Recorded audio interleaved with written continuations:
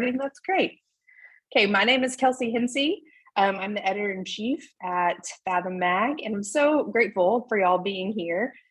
Just that you want to be here and learn about what we're doing, kind of what we have plans for in the future, is so encouraging to us. We love to see people be excited about what Fathom is doing, but also about how we do it and how to be a part of it. So we're going to talk through that tonight.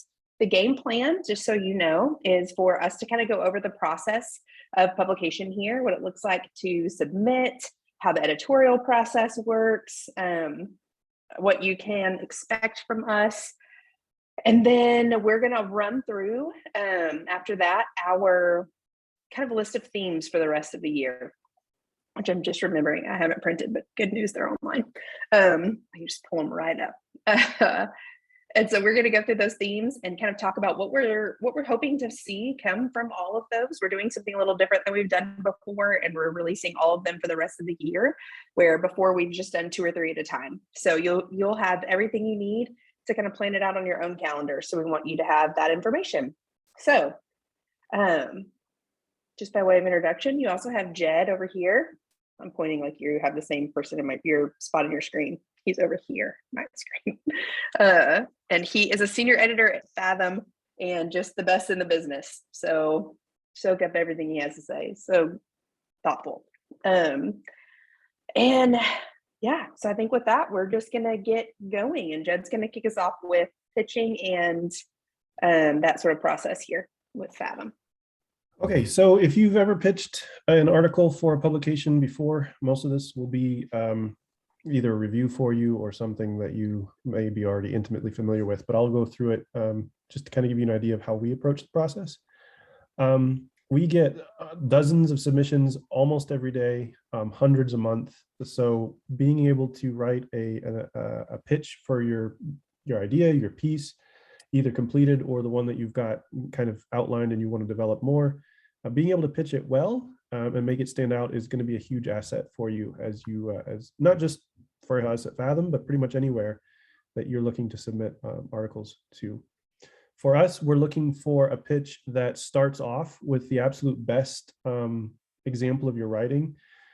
Often we will get stuff that says, hey, my name's so-and-so, I've written for these things and I'm thinking about an idea, on such and such a topic, would you be interested? And what the problem with that is I have dozens of submissions to read through, like I said, and Kelsey has even more. So you want to start your pitch with not an introduction. You want to start it with the absolute best demonstration of your writing. So the first couple of lines for any query letter that you send they can be the introduction lines from your piece. That you want those to be what you would pick to prove to someone that you know how to write. So make those interesting, make those attention grabbing, make those the demonstration both of your craft and also the interest of the topic that you want to cover in your piece.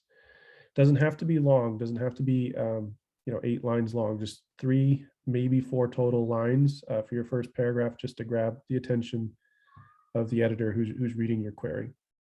From there, you need a paragraph basically saying what you want to accomplish. For nonfiction pieces, that means giving me your thesis, what you want to say with your piece, and then a sentence or 2, basically either outlining it, bullet points are fine, but show me that you have thought through the logic of your work and you know how to move from point to point to accomplish your argument. And it doesn't have to be long.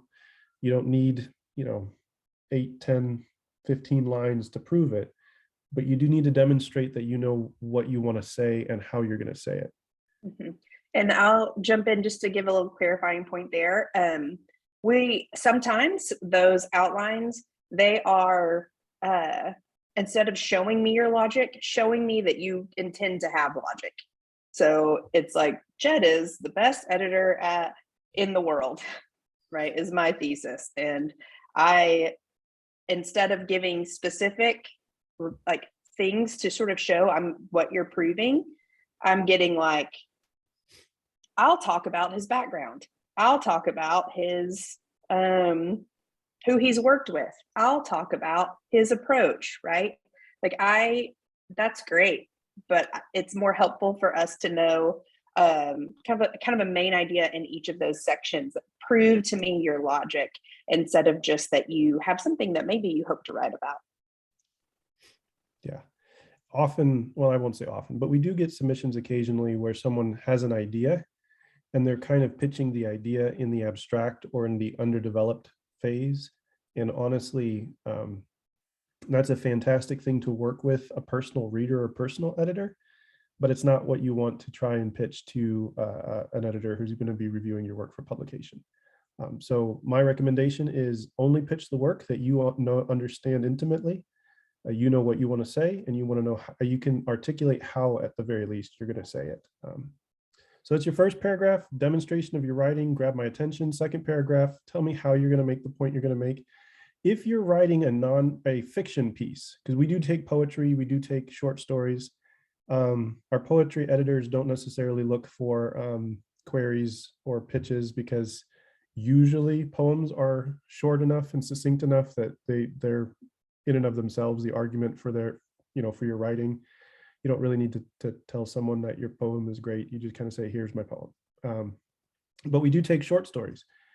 I still would look for a pitch for a short story. And this is why. I still want to know that you understand your story, you understand the plot, and you understand how the plot moves through your story. So you don't have to tell me, this is the moral of my short story. It's talking about how avocados are the greatest, pit fruit ever to be invented by God. You don't need to do that. But I want to know, what's the main conflict of your story, and do you know, as the author, how you're developing that, something like that. That's second paragraph for even short story pitches. We just want to know that you've thought through it. Let me tell you why this is an important point. As editors, it's easy for us to fix writing, or even help improve writing, because y'all are such fantastic writers already. What's really difficult is fixing bad or underdeveloped logic. So if your argumentation isn't there, or your data isn't there, or your ideas don't connect one to the next, that takes a lot more back end work and developmental work from an editor's perspective to move from needs work to this is good. And if you can come to us, or any editor for that matter, and say, I've done that thinking part and you don't have to do it for me or with me right now, we can just work on the craft of writing or finessing some of the ideas. That goes a long way to making your pitch stand out amongst others. The final paragraph is when you finally get around to introducing yourself. You can basically say who you are, what your name is, your background. You don't have to include everything you've ever done. Only include the experience that makes you, a voice, an appropriate voice on the subject that you intend to write on. So if you're writing on the avocado growing industry in Southern California, you don't need to tell me that you also collect, model trains that were developed and grown in the Northeast. That's nice to know, but it gives a little bit of character to you, but it's not relevant to what you're writing. But alongside of that, let me tell you this, you may not feel like you have credentials to write. I wasn't published somewhere. I don't have a long list of things that I've done as far as the writing world is concerned. But that doesn't necessarily mean you don't have qualifications to speak on the subject that you want to write on. So if you want to talk about the difficulty of parenting in a post-COVID world, when all of the normal formats of living that we grew up with don't exist anymore, now we have to figure out how to raise children in that environment, and you're a parent, you're qualified to talk on the subject.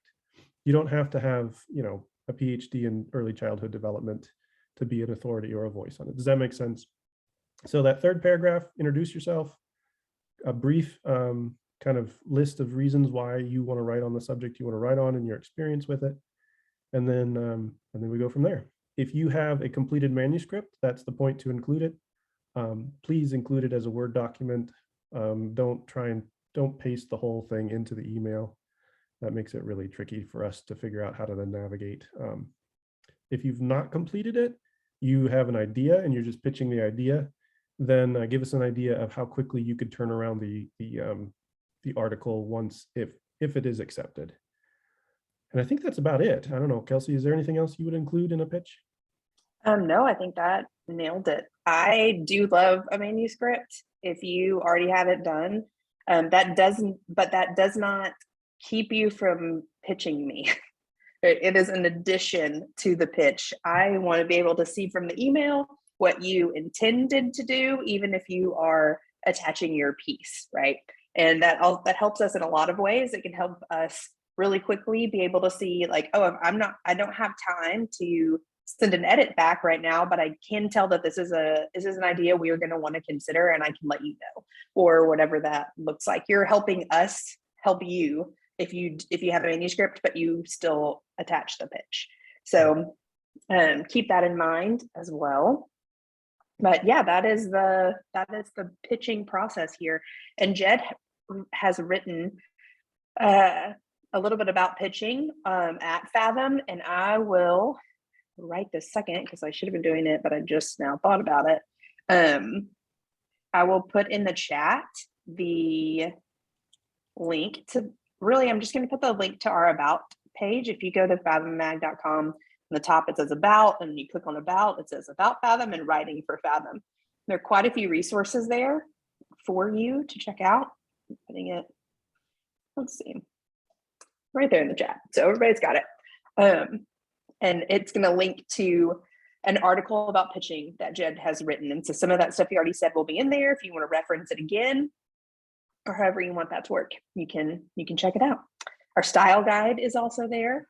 And that's huge for us too.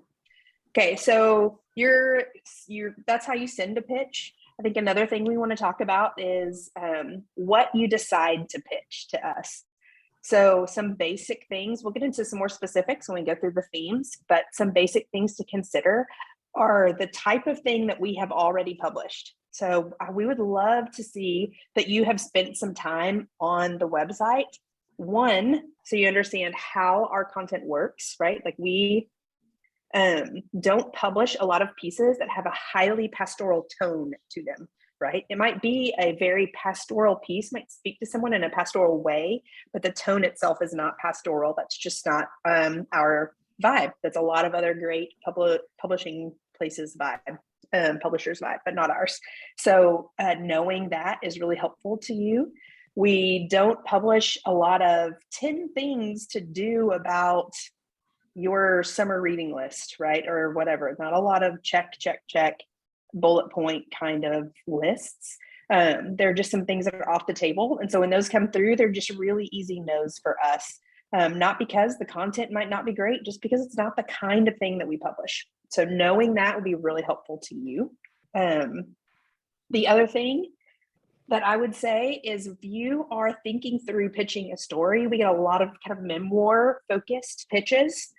It is helpful if you consider the story, if you pitch a story through your own eyes, that isn't taking someone else's story. So I would say recently, where there have been a noticeable amount of people telling a story that isn't actually theirs, right? My neighbor, this happened to him. When I was growing up, there was this kid, and this happened to this kid. And we're going to ask you questions like, hey, do you have permission to tell that story? Things like that. So just being aware that just because you know something doesn't mean that you have the place to tell that is huge. And the same thing with your personal stories. We feel responsible, not just to our reader, but to our writers. And sometimes our writers have a really beautiful thing to say that it's hard to recognize might not be good for you in the long term just yet. So if you're going to tell us a really hard story about your life, you can expect for us to ask some questions about having this online. How's that going to affect your life, right? What's going to happen in your church if you publish this? What's going to happen with that relationship you want to talk about if you publish this? Some of that is just convictions that we've always had, and some of that is learning the hard way.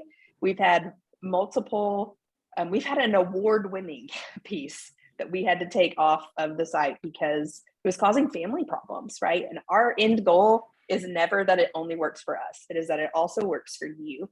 So thinking about that beforehand would be great. If it is a story that is difficult to tell or has some pieces that might be kind of fall in that category that I just talked about, you can put that in your pitch. You can tell me that you know that it's a sensitive story. or that you do have permission to talk about the kid that you knew when you were a junior in high school, or whatever it is. So we just want to be thoughtful about how we approach the difficult things in life. So those are just some basic things to keep in mind when you are pitching to us and how we pick things. So after we have chosen you or chosen our pieces, we'll send out those acceptance emails and the emails that say we're going to pass. And just so you know, there are so many reasons for us to pass. It isn't necessarily you just really didn't do a good job or whatever it is. We are making lots of hard decisions. There are sometimes some really good pieces that we just have to say, you know what, we already talked about that 2 months ago or 2 issues ago, and we're just not going to do that again right now. Or we already have a piece that we have accepted in the same vein that we're going to stick with for now, right? So just know that if we pass, it isn't necessarily because isn't automatically an indication of how well you did or didn't do. And we want you to keep pitching, right? That's not only how you're going to get better at it, but it's how we're going to get to know you and to look out for you and those sorts of things. So always feel like if we pass on something, like you can come back again and pitch again, that we would love that. So know that. But if you get that acceptance email from there, we are going to be editing your piece. Most of the time, it doesn't come back to you right at that moment edited, but sometimes it will if we are just kind of depending on how it's going on our side. We might say, hey, we take it. And by the way, here's an editorial pass. If you'll take a look, that'd be great. Most of the time, we'll say, hey, we're going to take it. I'm going to get an edit back to you. And when you get your edit, depending on who has edited your piece, that always goes a little differently. We don't have like a mandated system for how each of our editors sends back comments, right? Jed's a very interactive editor. So he's going to ask you a lot of questions. He's going to push you back into your piece. I am less so. I'm going to make a suggestion and say, I think it could be like this, agree or don't agree, right? You're welcome to change it. Here's the direction I feel like this could go, or maybe what you were trying to say, or a new word choice, or whatever it is. But regardless of the editorial style of the person who sends it back to you, if you want to watch it, no big deal. Regardless of the editorial style, you can expect for us to work with you. I can watch parts of it later. You watch it by reading. I have to, it's more listening to it. The visual is not working very, I mean, I can, this. I'm trying to mute it. I don't know. It's not muting. There, I think I got it. Okay. Did not get it. Nope. Perfect. Okay. Yeah, so you can expect for us to work with you. We want you to, I say this in emails all the time, we want you to love the piece as much as we love the piece, right? This is a partnership between us and you. It is not us dictating to you exactly what has to happen. We might come to an impasse, and sometimes that happens too, and it's okay. I'd say that's incredibly rare. There are going to be some non-negotiables on our side, and you'll probably have a couple too, and that's totally fine. But most of the time, we're going to find a place where everybody is happy with how those edits have gone. And hopefully it just makes you a better writer to work with the editor. Go ahead, Jed. Let me jump in here real quick and say something. I mean, we've been working with writers for quite a while now, and I know writers are they care about their voice in their words. Their way of saying something, their cadence, their word choice, their word pictures, everything about how you write makes it feel like you. And I understand that, and I get that. One of the realities of working with an editor, though, is the inevitable reality that there will be edits that come back to you that don't feel like you. And you're going to read it and you go, I would never say it that way. I would never write that. I wouldn't put a period there. I would use a semicolon. Whatever, your thing is, there are going to be times where you're going to receive edits back from us that don't feel like you, or they don't feel like your voice. In those moments, I want you to remember two things. Number one, it's okay for your voice to change. No writer is ever done growing or learning and developing in the craft. And as editors, we do genuinely care about you and care about your work. Like Kelsey said, we want you to succeed as much as we want our readers to enjoy the work that they're reading. So we care about you as a writer, and the changes that we make, if they don't feel like you, aren't necessarily meant to take agency away from you. We're not trying to take your voice away from you. More often than not, we're trying to help you grow and expand in what you consider your voice. So take those edits that may feel a little bit, there are going to be moments where you open a document, you read through it and you go, oh my goodness, and you feel like you're about to die. That's okay. It's okay to feel that way. Take a breath, take a step away from it, come back later, because as an editor, we care about you and your work too. And we want to see you grow. And the fact of the matter is we read hundreds of pages of material every year. We interact with writers from all across the world with all different levels of experience, backgrounds, and writing skills. And what we've seen often means that we have a chance to offer you insight, not just into your own writing, but into how you could improve as a writer. So Colin, one of our books editor, puts it very well. He says, don't be precious about your voice. It's a valuable thing, but it's something that can grow and change. And that's okay. In fact, our stuff, as things that Kelsey and I write, has changed quite a bit over the last several years, just from interacting with each other and with other editors. The second thing I'll say is, if there's something that comes back to you and you're genuinely like, this just, I cannot sign off on this, don't be afraid of saying something. And if you're one of those people who doesn't really like confrontation, doesn't like the feeling of tension that comes from saying, hey, I didn't like this and I don't want it to change, trust that as editors, we genuinely care about you and we will listen. We want you to make a good case for why you want to change something, or keep something the way it is, or you don't want to edit. But don't worry that we're going to assume that you're a grumpy, defensive person who has no interest in ever being edited. Like I said, this is a partnership and we value you as a writer as much as we do our readers. So keep those two things in mind. Don't be precious about your voice, but also don't be afraid to stand up for yourself if you feel like something does need indeed to change. Yeah, absolutely. We want you to assume that we want to be your partner.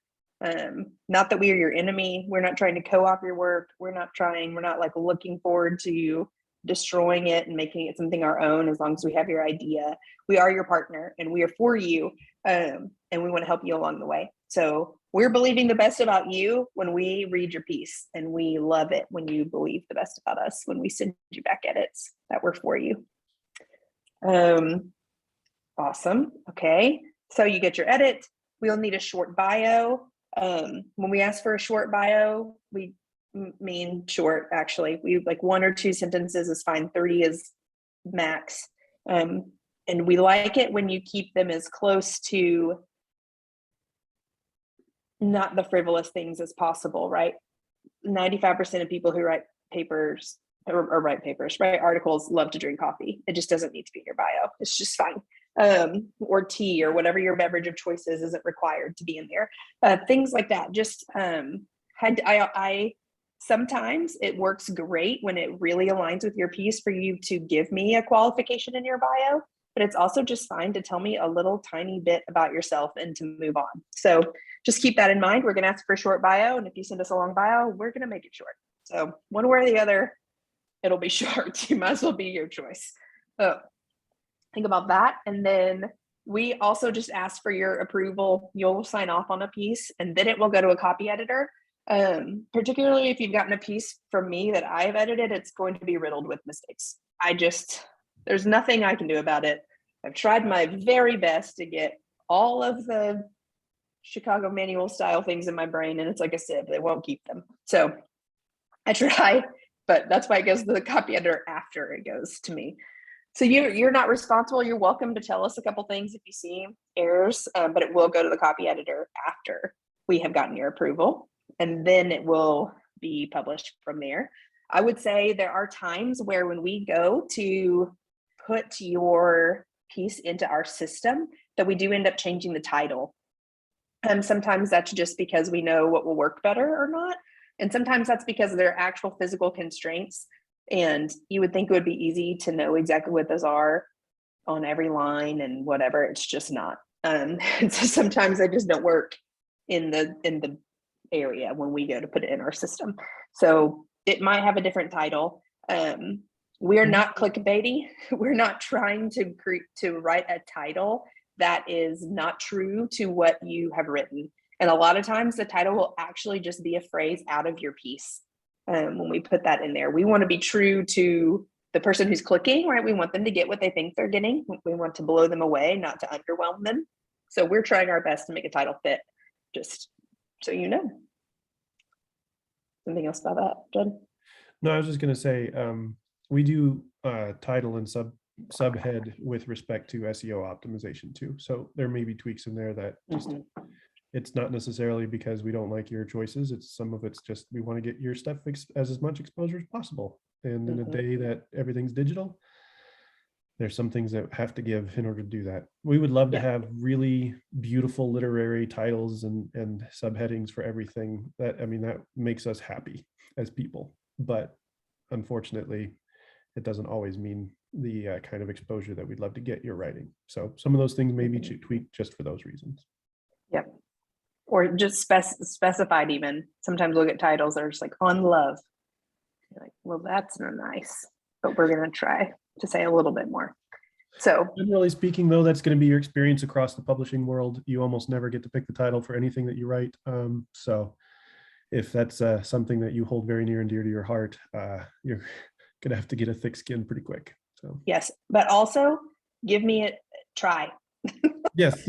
So many pieces come back, pitches accepted with no title, nothing. No, it's just your name and the theme on there.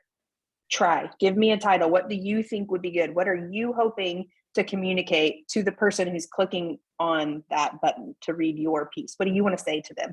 That helps us when we're picking a title later. If that's not going to be what it is, you're giving us direction on already what's going to make you happy. That's good for everybody. So help us out a smidge with that too. It also helps us refer to them when we're talking internally.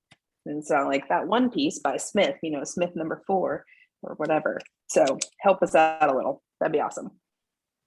Okay, so that's the process.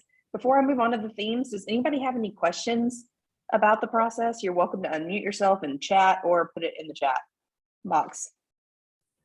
Yeah, Kelsey, hi, I'm Paula. Hello. I have a quick question. Hey, you may have said this already, Jed, so I apologize if I'm going to make you guys repeat yourself, but in regards to poetry,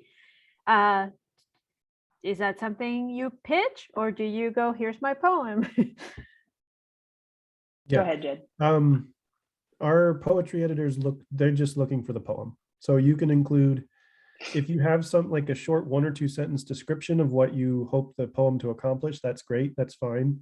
But my recommendation would simply be to provide the 1 sentence in, please consider for publication my poem entitled such and such that looks at the intricacies of, life and death, through the lens of a butterfly or whatever. Thank you for considering my work. And then you just attach the poem. Yeah. That's usually sufficient for what our editors are looking for. Yeah. Okay. If there's any context, it is typically kind of the thing that Jed's talking about that's thematic, or you'll say, I wrote these poems in response to the story of Sarah, or I went home to my childhood home and I wrote 3 poems about the progression of my visit, right? So if there's a little bit of background, that's great and helpful, but but a full pitch is unnecessary for sure. Okay. And right now we have 100 and some odd poems in our submissions. So same thing goes with the nonfiction pieces that get submitted. We get quite a bit of poetry. So be patient with us as we try to get through all of those all the time. Thank you. One last question. And I don't know that I would do this, but just in case I do have enough ideas, is it allowed that I present a poem, but also give a pitch for a regular article? It's definitely allowed. 2 separate emails, it would be great. You can reference the other in that email. You could say, I also sent a pitch in for an article on whatever, and vice versa, right? I submitted a poem here, but those are going to different editors usually. So it's easier for us if we each have a separate email to kind of track that. That'd be great. Great question. Anybody else? Challenge us. Put us on the spot. Got anything? Nope, nope, nope. Okay, great. Awesome. We'll move on to the themes. Okay, I'm pulling up that list of themes right now. Dun, dun, dun. There they are. Guys, even have it in a PDF. Look at this. That's great. Okay, so like I said earlier, we're trying to do something a little bit different than what we have done in the past. We typically have only released 2 or 3 themes at a time, but we have gone ahead and released all the themes for the rest of the year. So real quick, the one that that our deadlines close is margin, and then we'll have adoration, enchantment, sympathy, connection, pursuit, affirmation, reverence, and rhythms. All of those are on that page that I linked to. You should find that list there as well on the website, so you can see it all. And it also came through the contributor email that most of you are probably signed up for, that you got this link for in too. So that it's in there as well. So our hope with giving you all of these is, well, partially for our own good and benefit to get more in advance, but also for you to be able to plan some things and to have them in your mind, so that as you go through life and you interact with something that gives you an idea, you know kind of where to put it, and you can plan for writing that. We would love to get your pitches in manuscripts for these things ahead of that submissions deadline. It's very common for us to get a massive inload a couple days right before that deadline, which is, sorry, I've got like yawns. I don't know what's going on. Which is totally fine. You can submit it at the deadline, obviously, but if we have it before, that's helpful to us. So, and to you probably too, honestly, for turning around things like edits. So getting us a submission in advance of those dates would be great. It's also super helpful. This is very practical. If you put the theme in the subject of the email, if you say submission for the adoration issue, or adoration submission, I don't care. As long as it has the theme in that subject, it's going to help us. It's also possible that you can just submit a general submission. So about 40% of the things in every issue are not theme related. They're just really great pieces with an excellent idea and good thinking in them. So these are to help you. They are not to they're not a firm requirement, right? They're a jumping off point for your own thoughtfulness. And thoughtfulness is a big piece to how we're picking, particularly on themes like this. So there's going to be in each one of these themes some pretty low-hanging fruit on what to write about. It could be a cultural event that's happening right now. I guarantee you with every one of these themes, you could write a deconstruction piece. And I guarantee you we'll have 10 for every one. So know that it's not necessarily cliche, it's just common. There are some common things that we will get a lot of. It's going to help you if your piece comes from a different angle. If it takes this theme and kind of turns it around and asks, what's a nuanced way to talk about sympathy? What's a nuanced way to talk about connection, right? Connection isn't just between people. Maybe it's another way of thinking about connection, right? Maybe it's digital, I don't know, right? But there are a lot of different ways to approach these themes, and that is on purpose. So sometimes we'll get a question that'll be like, did you mean adoration of humans or adoration of God? And I'll be like, you tell me. What do you think, right? What idea do you have? And so not only is it good for you to kind of think through this theme from lots of different angles, it's good for you to think through it with specificity. The more specific you can get on your theme, the better. Have something to say about something specific. That will help you get through the door, not even just here, at a lot of places. There there might be a way for you to take an idea a different direction that still is a pretty general way of speaking about something. And a lot of times when we say something generally, we don't actually contribute to a conversation, which at the end of the day is really what we're hoping for. We want you to submit pieces that actually wrestle with an idea, that interact and engage the thought that you have, right? Or using your story to reveal something that I wasn't expecting or that I hadn't thought of in that way, right? So we have in this in our issue coming up, we have a piece from a man who is Jewish, who grew up in Brooklyn in the 60s. And his piece is about hammering, like at Easter, when this is a practice of a lot of evangelical churches in particular, they'll write sins or confessions or something on a piece of paper and nail it to the cross. And he tells the story of growing up being told that he nailed Jesus to the cross and that he would feel that one day, like that it's coming for you. We'll do the same thing to you because you as a Jew did this to Jesus. And he brings it back to a practice that we have in our church today. It was not a turn I was seeing coming. I was not sure where the story was going to go, honestly, when I started reading it. And when it took the turn, it was so specific, and I could see that moment and I could understand his thinking. And I was like, that is impactful, right? It's very specific, a different nuanced way to think about this idea. He took that because he really took a margin as grace. What's it look like to have grace for people who have wounded you? It's really ended up being beautiful. So things like that, that's just an example of something different.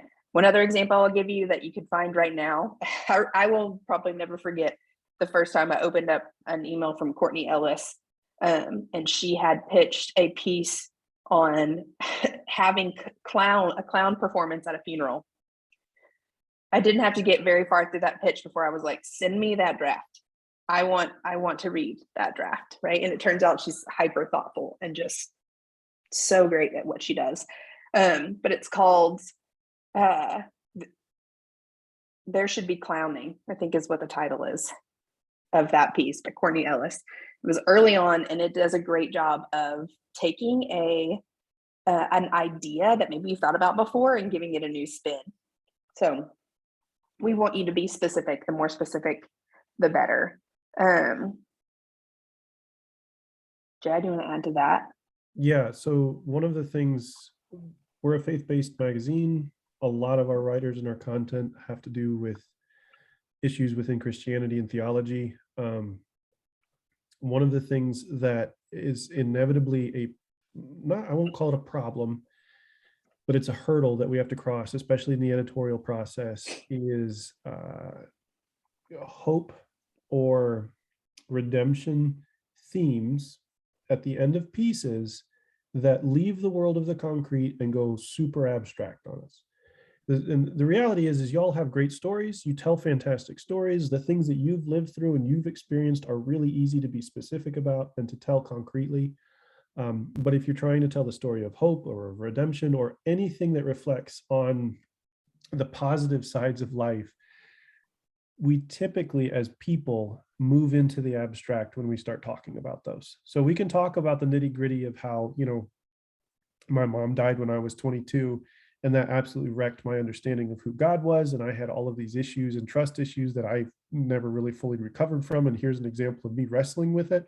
And then at the end of my piece, I can talk about how God is good and leave it at that. And for some reason, our brains never really take that into the concrete side of what does this look like? What difference does it make? And what do you want your reader to think or believe or feel differently as a result of what you've written? So my big encouragement to you is, in any of these themes as you're writing on them, especially for things where you really want to create a sense of hope or of change or of redemption, or those things that we tend to make so abstract in our writing, really focus and spend bulk of your work thinking about how that looks concretely, especially for the context of your readers.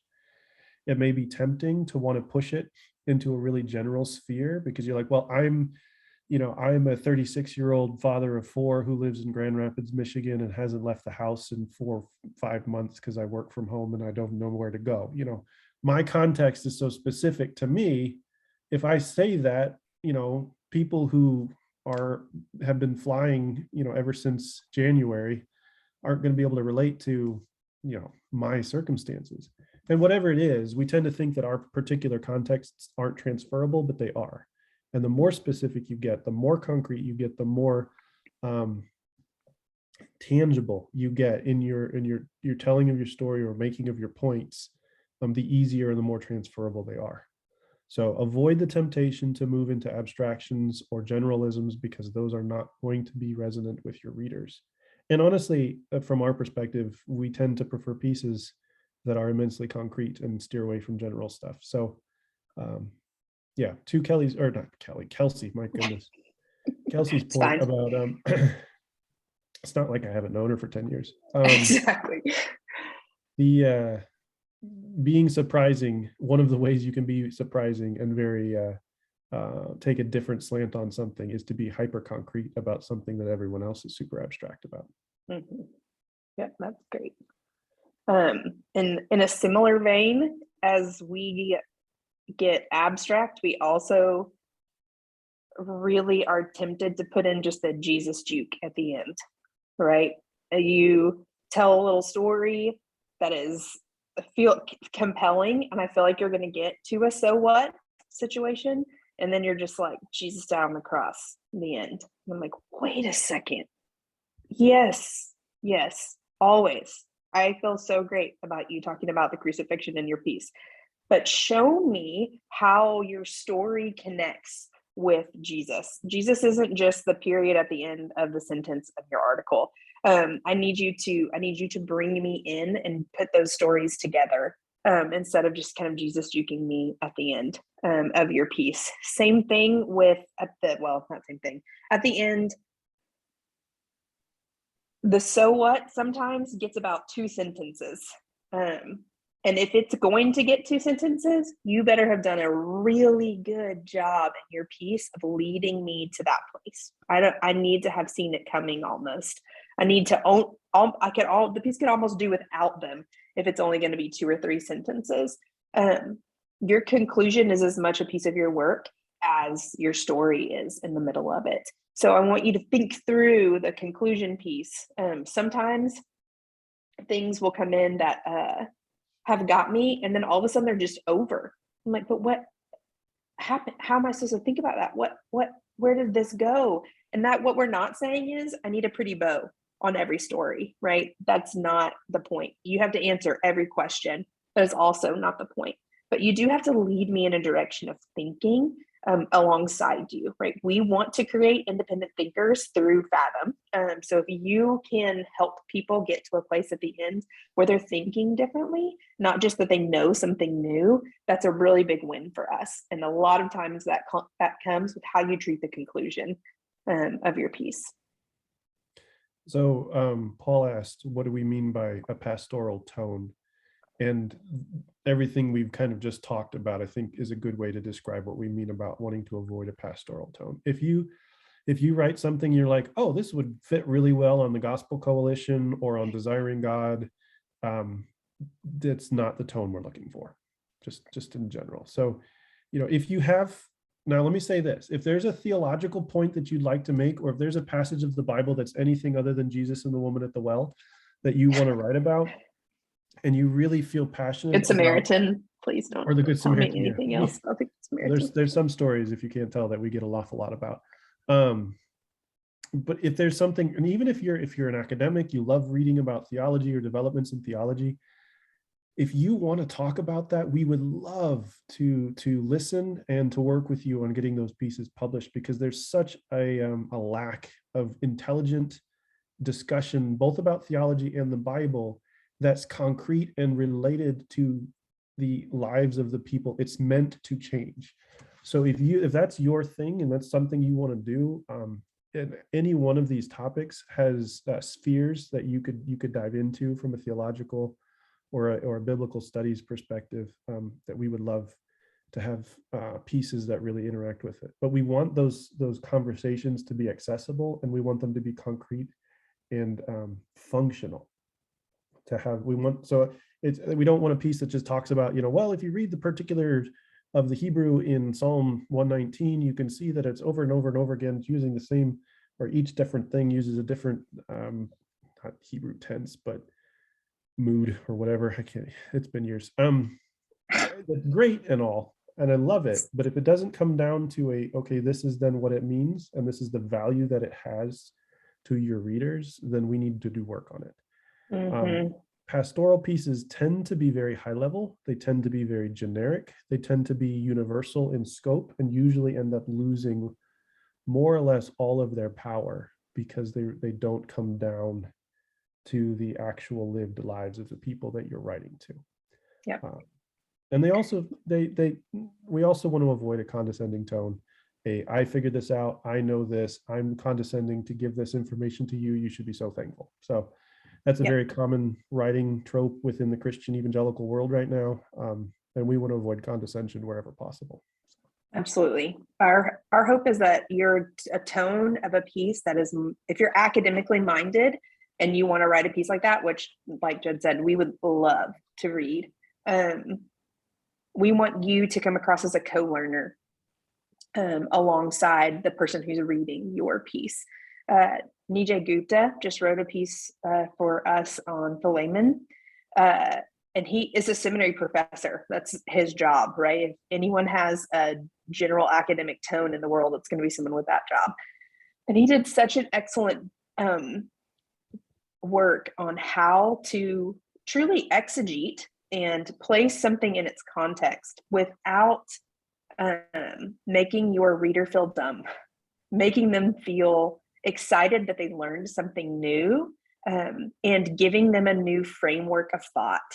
And the pieces that we love to publish that are more academically minded ask you to question your framework of thought and how that you approach a specific passage of the Bible or way of thinking about the scriptures, a biblical theology, a systematic theology. We're asking you to consider adding into the way you do that another way or another nuance or whatever that is. So we truly would love for you to do that.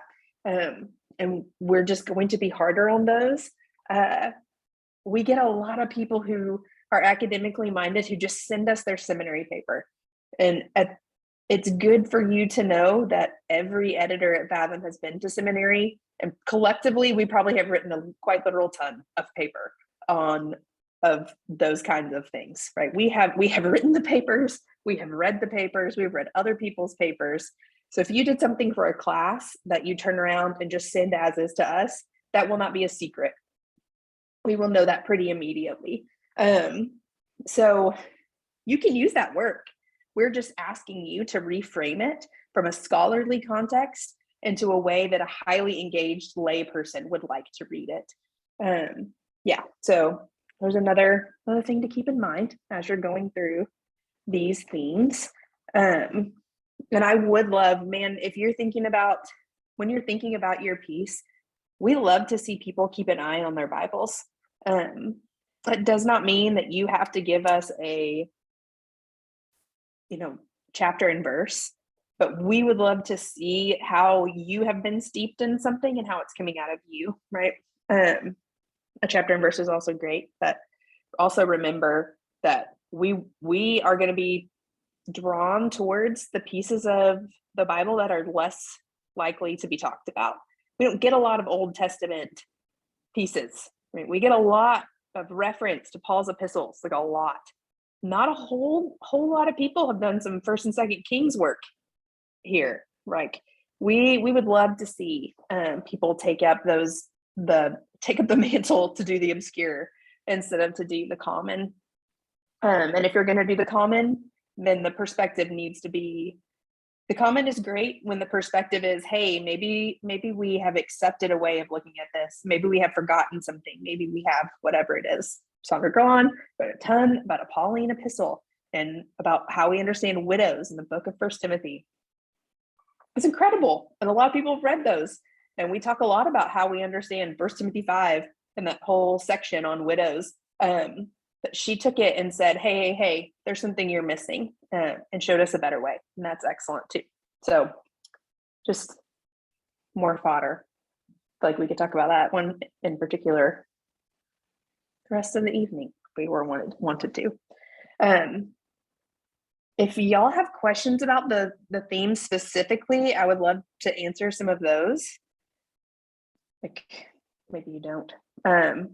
Oh, another great question. Sorry, I just moved over and saw that. What about the publication of painting and photography? So we do an artist highlight sometimes where we will use their an artist work as part of the cover images throughout the issue, and then we'll do like a Q&A with the artist and show more of their work and where people can get it in the magazine. You can submit that just the same way that you submit an article. Tell us a little bit about yourself, give us a link to your work or attach your work. Sometimes the link's easier, but just whatever you want to do. And sometimes we get to work those in. So you can pitch those for sure. Okay, compensation to contributors is a great question. Man, we would love to. And that is on the horizon. We're working towards that end pretty actively.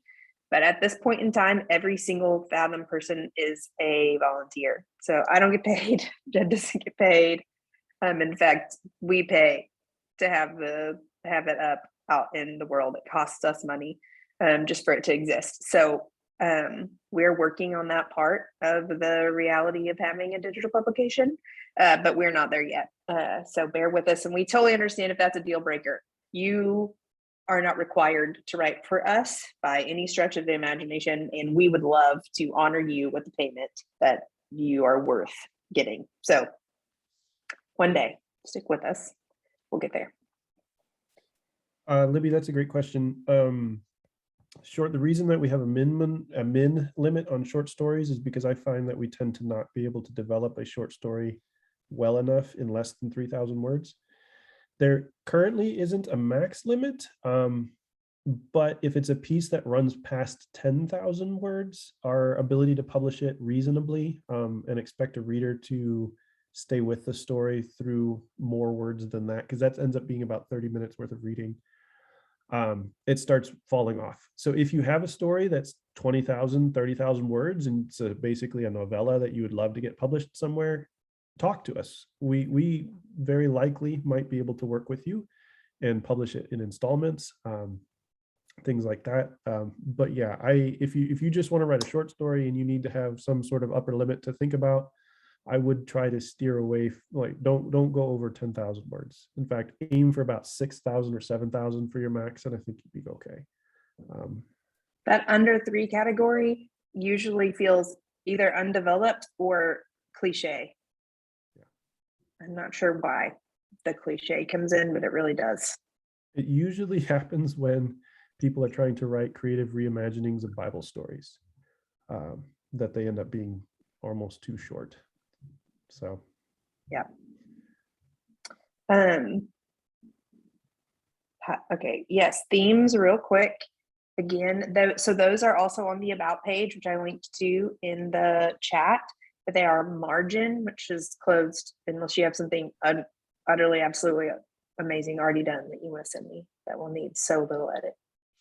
Adoration, enchantment, sympathy, connection, pursuit, affirmation, reverence, and rhythms.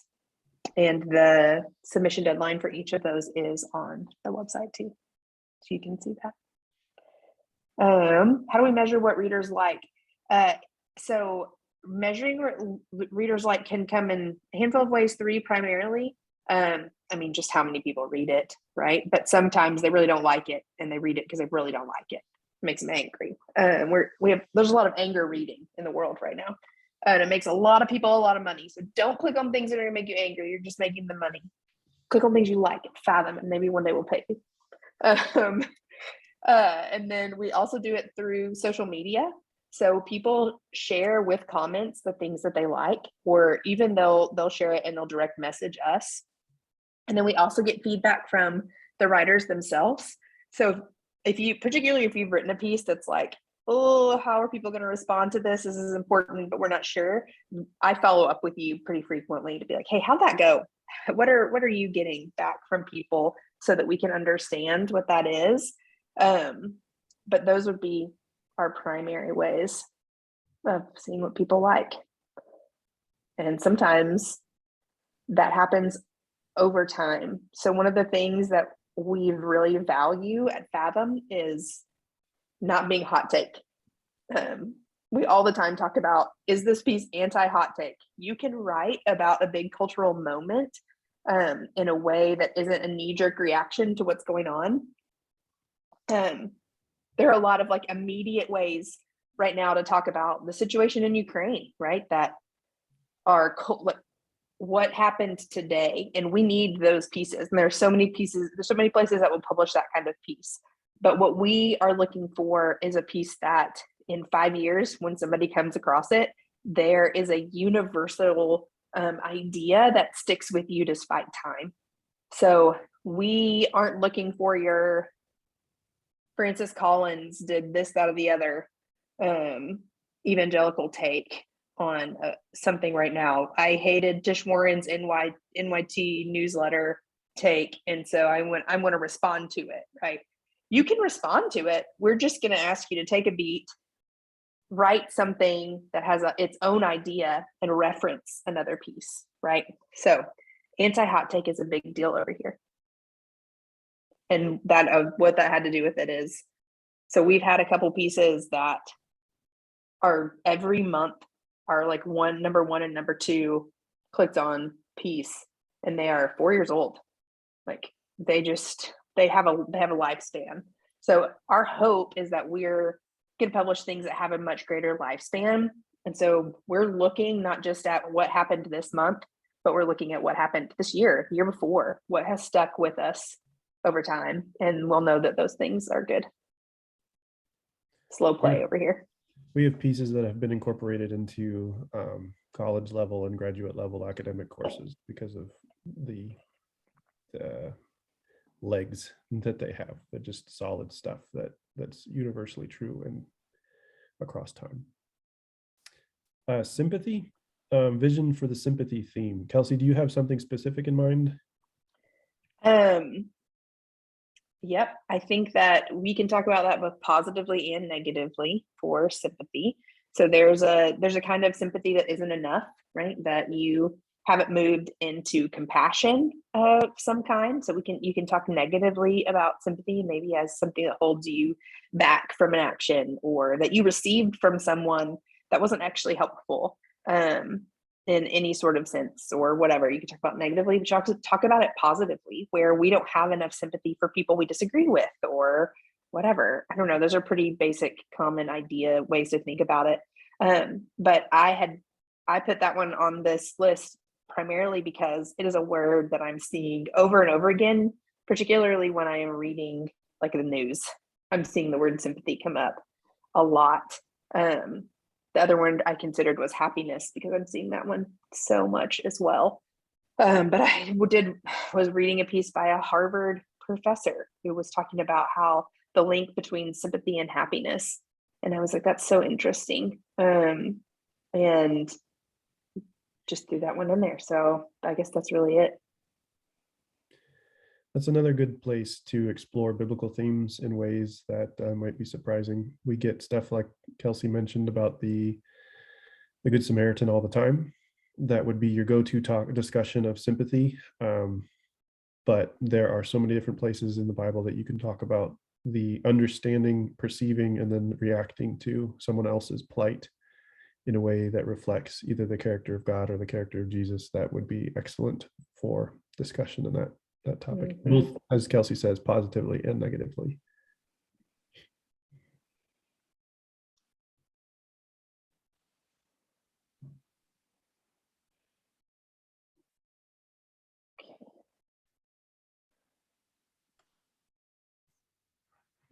So I'll jump in on that one. What works well for poetry submissions? I've heard Rachel, our poetry editor, say this many times, that rhymed poetry is incredibly difficult to do well. So I won't speak for her in saying that that's the first thing that she would say, but I promise you it would come up in her response. For poetry submissions, my recommendation would be, and again, keep in mind that I'm not our poetry editor, so you take this with a grain of salt. But what would work well for that would be poetry that is lyrical and not necessarily metrical and rhyming. So think about your form as a means of expression, not as a, don't use your form as your governing system. So don't set out to write a limerick or a sonnet, or if you want to do that, great, but just keep in mind that our poetry editors are going to look at that and they're going to review it very, very strictly, because they're committed to excellence, absolute excellence in poetry. And that ends up often and being a hindrance rather than a help for our poets. I don't know, Kelsey, do you have anything else that you would add? You know, I don't. I would say just going through and reading a couple issues of the poetry is going to be your best bet for understanding what they like.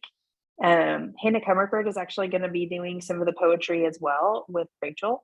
And so there's now a whole nother set of eyes on poetry that will expand the kinds of things that we end up publishing. But she thinks a lot like Rachel does too. So yeah, I would just check it out and see what you think. I typically just look at the selections that they made at the end, or not the selections, but like the final round, and go, man, I really loved that. And I have no idea why. So if you liked it too, that's so great, because I just don't know what I'm doing. So we rely on them pretty heavily because they are excellent at that.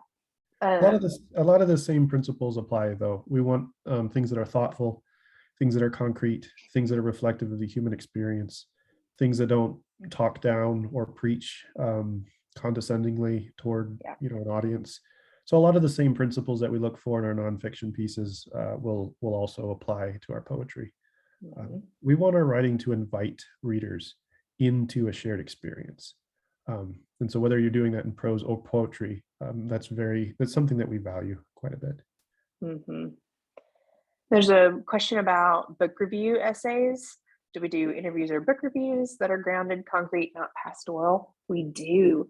We try to have at least a couple book reviews in every issue. Colin Huber runs that part of the magazine for us, all the book content. We just had a big strategic book meeting last week, the two of us, and I can tell you that this year we are hoping to bring in more reviews that are less like, here's why this book is good and here's why this book is bad, and more a reflection of the content of the book. Even taking one or two books on a similar topic and saying, this is what I've learned through these books and how I think they'll help you.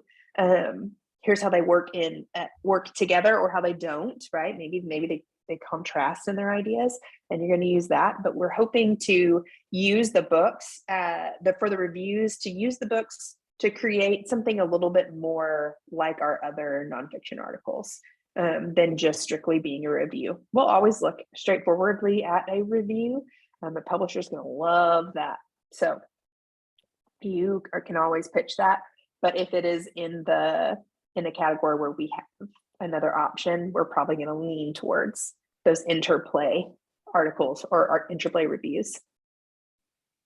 If you've ever read an academic book review, that will give you a helpful direction, not the language, not the tone, but a direction for kind of what Kelsey's talking about.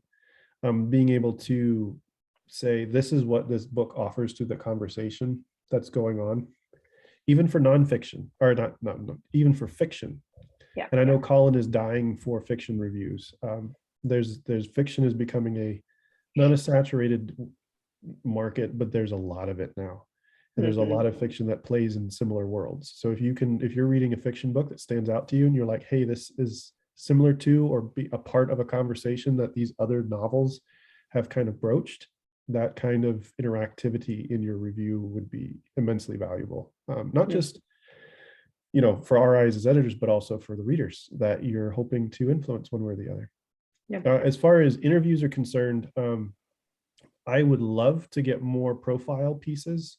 That's it. Now, I say profile on purpose. I'm not necessarily looking for like bolded question and then the interviewee's answer, bolded question, interviewee's answer.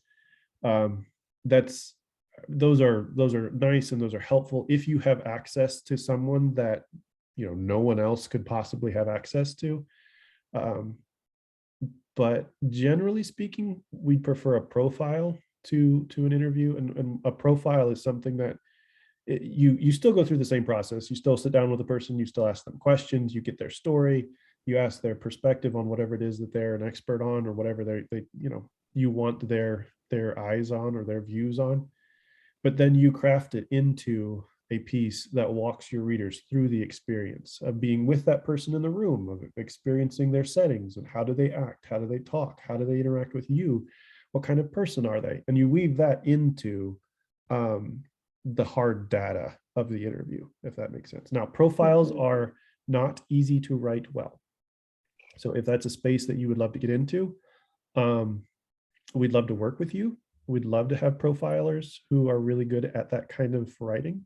But it's not necessarily an easy or intuitive kind of writing. So feel free to reach out, and I think I can speak for myself. I won't speak for Kelsey, but I would love to work with people who want to grow in the profiling world. And if that's something you already do and you're good at it, hit us up, because profiles are great. Yep. And a way that we are hoping to continue to do profiles is if you know someone who don't necessarily have to be famous, but is doing really great work in the area of their expertise. We want to do profiles that are basically friends profiling a friend. So it's less like just this straight up objective idea. We want to see how the people who love them think about them. So Carolyn Smiley wrote one of Dr. Jonathan Pennington, who was first her seminary professor and now her friend. And did a great job just talking about his life and kind of the way he sees his ministry through writing and through teaching. And we would love to do more of those. So if you have somebody that you would pitch that to us first, probably, instead of sending us the whole completed thing, just to make sure we're like, actually, that's not a category we want to get into or whatever. But yeah, that kind of profile would be excellent. We'd love that. You're seeing this longer question, Jed? That's a good question. And Colin will work with you specifically, depending on the recency, like how recent the book is. He usually has his eye on book lists that are coming out for the entire year. And if you just shoot him an email and say, hey, I'm looking for books to review, is there anything that you're dying to have a review of? He will be happy to assign you pieces to work on. Now, that being said, the tricky thing is a lot of those books are going to be brand new releases, and spoilers is a legitimate concern. Colin will be able to give you a better idea on what he's expecting on level of interactivity. But generally speaking, you can assume once a book has been out for a month or two, you can be a little bit more loose with content. Books are different. They're not quite like movies. So if you have early access to a book and you write a review on it, yes, you don't want to spoil anything prior to the release date. But once a book's out and it's been out for a while, spoilers are a little less touchy than they would be in the cinema world. I'd love to see somebody look at like the fiction books picked by the celebrities who have part of the book club for like literati or something, right? Where it's like Steph Curry just had a book, picked a fiction book for this online book club. I would love for somebody to go in and be like, let's talk about why this fits or doesn't fit Steph Curry. Like, give me something interesting on how to think about a book in a different way than someone else is thinking about it. A ton of people are going to read that book. It's published by Tyndale. It's a Christian fiction novel. Like, what in the world? Somebody write about that for us.